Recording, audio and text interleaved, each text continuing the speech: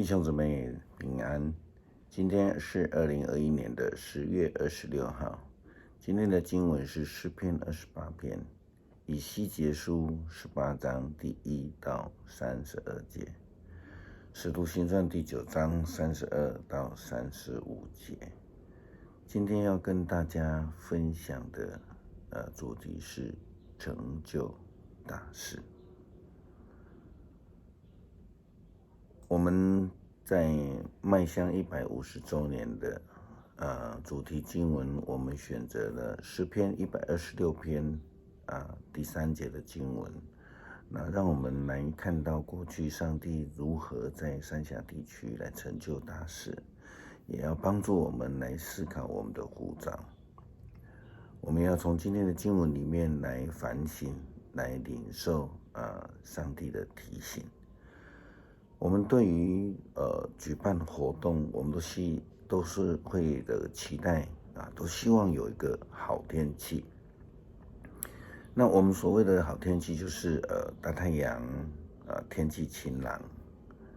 但是对牧师而言，牧师的角度来看，我们所领受的恩典不在于所谓的好天气，而是在上帝自己透过人所带来的祝福，才是我们真正所期待的好日子。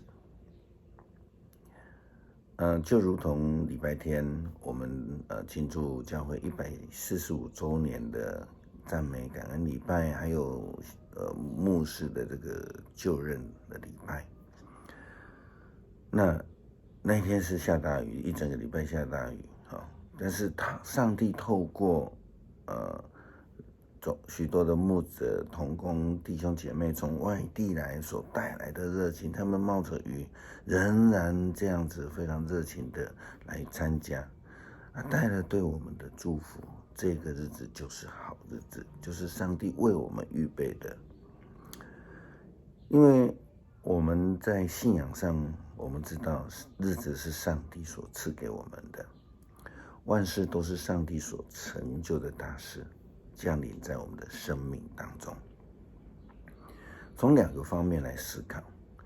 第一个，我们必须要明白，我们的日子是掌握在上帝的手中。如同以西结先知告诉以色列人，今天也告诉我们，他说：我指着自己的永恒生命发誓，以色列境内绝不再流传这句俗语。这前面说的那重点在后面，他说每一个人的生命都是我的，无论是父母儿女的生命都属于我。另外，我们与上帝一起同工，这是另外一个角度。我们所做的事情并不是因为人的人力，并不是因为人自己，而是上帝在我们当中成就的大事。以西结先知提到了上帝的标准。上帝说，如果好人不再做好事，而做坏人所令人憎恨的坏事，他仍然能够存活吗？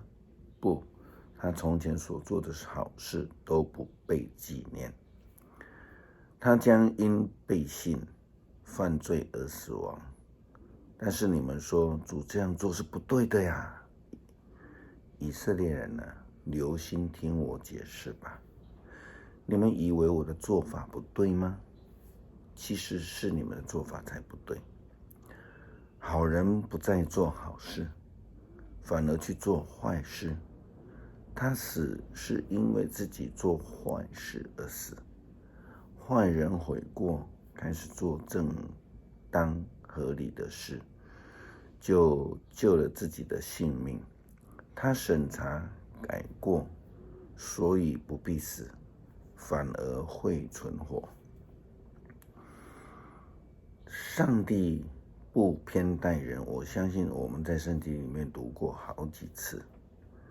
他以非常清楚的是非标准要来判断人，无论是所谓的好人或是坏人，只要在行为生命上面离开真道的原则的人，都要面对自己所犯的过错。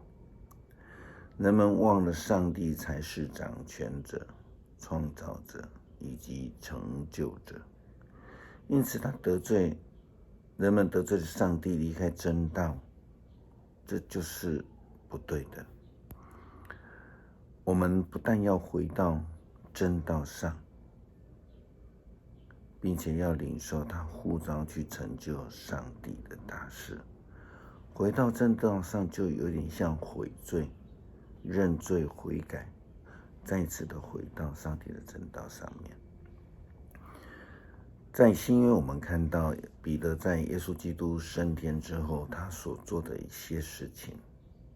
他之前跟随可能否认，然后在圣灵降临的时候，他再一次领受了上帝的呼召。他去传扬基督的福音，也将医治的大能来带给需要的人们。我们看到无论是在使徒行传第3章记载，彼得和约翰在圣殿的美门口，他们医治了一位跛脚的人，或者是今天的经文，彼得在吕大医治了一位瘫痪8年的以尼亚。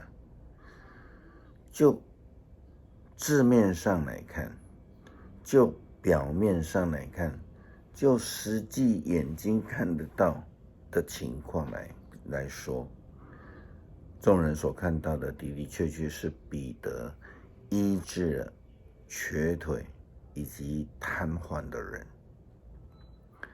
但就信仰上，实际上我们都知道，上帝透过彼得的手成就了医治的大能。如同彼得在使徒行传第3章第6节他自己所说的话，他说：金银我都没有，我把所有的给你，我奉拿撒勒人耶稣基督的名叫你起来行走。注意听中间那一句话，他这样说：我奉拿撒勒人耶稣的名。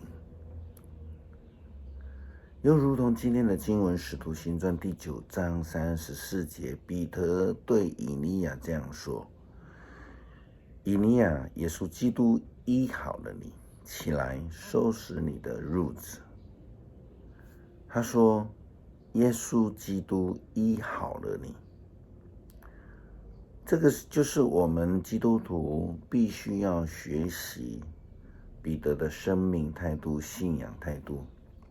我们要将荣耀归给基督，顺服基督的权柄，与基督同工，成为基督成就大事的左右手。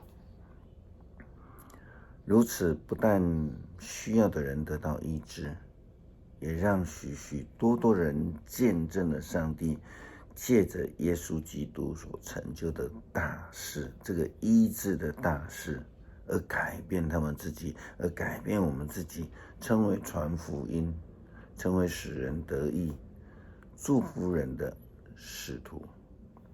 我们一起来用诗篇第28篇来阅读，来祷告。上主啊，我向你呼求，我的保护者啊，求你垂听。如果你不理我，我将会跟着灭亡的人遭到同样的命运。我向你呼求帮助，求你垂听。我面向你的圣殿举手求告，不要把我跟作恶的人一起定罪，跟邪恶的人一起消灭。这些人口说有善的话，心里却充满仇恨。求你谴责他们的行为，报应他们的邪恶。求你惩罚他们的恶行，照他们应得的报应他们。因为他们藐视上帝的作为，轻看他的创造，所以上主要惩罚他们，永远毁灭他们。愿上主得到歌颂，因他垂听我求救的声音。上主保佑我，护卫我，我一心信靠他，他帮助我，使我快乐。我要歌唱颂赞他。上主保佑他的子民，他护卫拯救他所选立的王。上主啊，求你拯救你的子民，赐福给属于你自己的人。求你牧养他们，永远看顾他们。愿上帝赐我们能拥有一颗爱人的心，愿与主同工来成就他的大事。阿们。